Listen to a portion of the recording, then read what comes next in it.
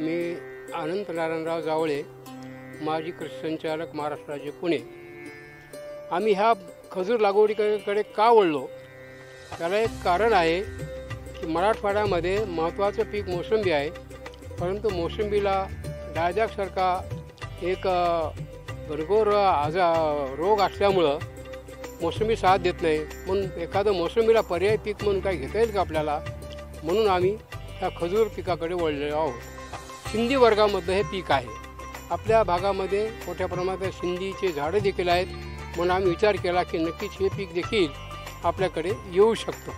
म्हणून आम्ही या पिकाकडे अभ्यासपूर्ण वळलेलो आहोत. आता ह्या पिकाला लागवडीचा खर्चाचा जर विचार केला आपण, खर्च एकरी याला 2.5 ते 3 लाख रुपयापर्यंत कमीत कमी खर्च येतो. मग त्यामध्ये रोपाची किंमत असेल, खड्डे करणे असेल, खड्ड्यामध्ये खत भरणं असेल, पुन्हा लागवड करणं असेल, पुनश्च त्याला ड्रीप देखील बसवण्याची व्यवस्था, ह्या 2.5 ते 3 लाख रुपयामध्ये सगळं समाविष्ट आहे.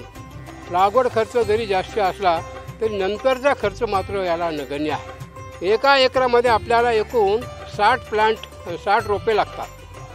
त्याची लागवड 8 बाय 8 मीटरवर ह्या ठिकाणी भारी जमिनीमध्ये करता येते. आणि जर जमीन हलकी जर असेल तर ती 7 बाय 7 मीटरवर केली तरी चालते. परंतु लागवड करते वेळेस हे मात्र विसरता कामा नये.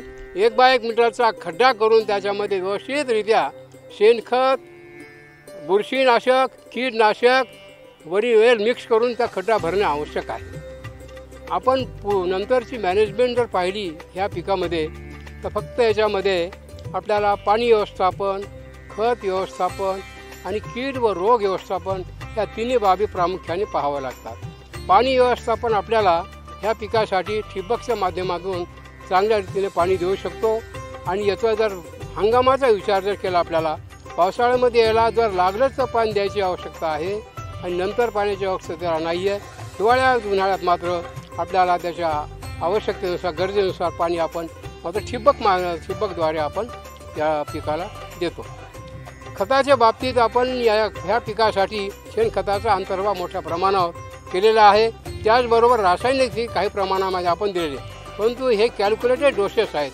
म्हणजे बरोबर ह्या पिकाची काय आवश्यकता, कोणत्या स्टेजला, म्हणजे बिफोर बिअरिंग म्हणजे फळधारणेच्या आधी काय रिक्वायरमेंट आहे त्याची देखील आपण वर्कआउट करून याला आपण खत व्यवस्थापन केलेलं आहे. ह्या पिकाला कीड व रोग फार कमी आहेत, परंतु एक किडीच्या बाबतीत सांगायचं म्हणजे गेंड्या भुंगा, त्याला आपण इंग्रजीमधून रायनोसरस बीटल असे म्हणतो.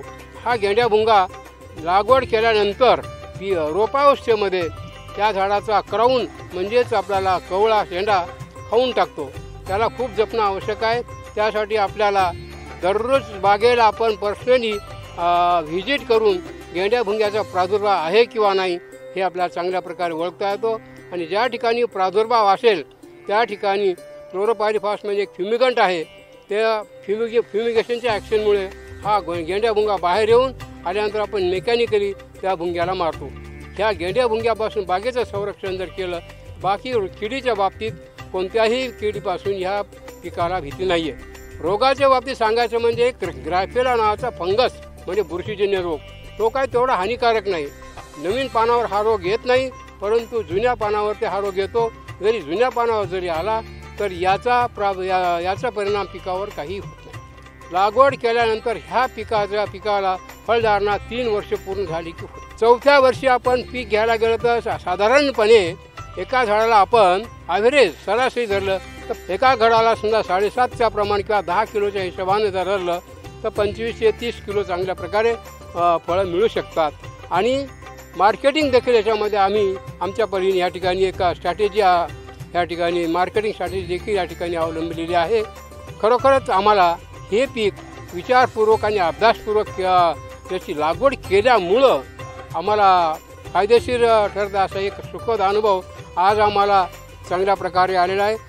आमचा जो गंगा नारायण ॲग्रो फार्म आहे, आम्ही तो पूर्णतः 7 एकरवर त्या खजुराची लागवड केलेली आहे.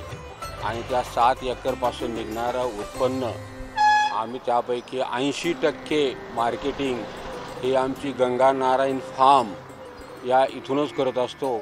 आणि राहिलेली 20% मार्केटिंग ही परभणीच्या लोकल मार्केटमध्ये आणि तसेच हैदराबाद, बेंगलोर, पुणा येथेसुद्धा आम्ही जसं जसं त्यांच्याकडून आपल्याला डिमांड येईल त्याप्रमाणे आम्ही पार्सल करून पाठवत असतो।